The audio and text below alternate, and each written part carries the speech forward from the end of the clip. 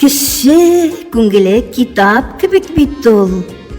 Кемдер аны йорта тилгәли, кай вакытта аның битләрен жәлләп тормый тартып изгәли.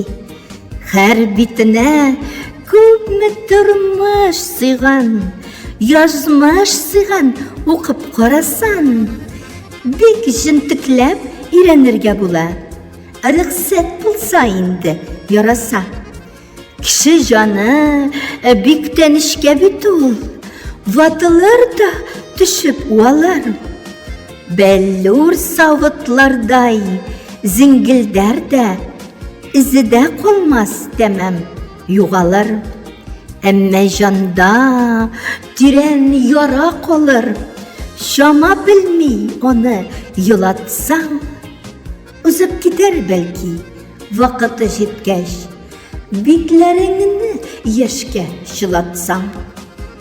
Автор Гөлнур Галимова.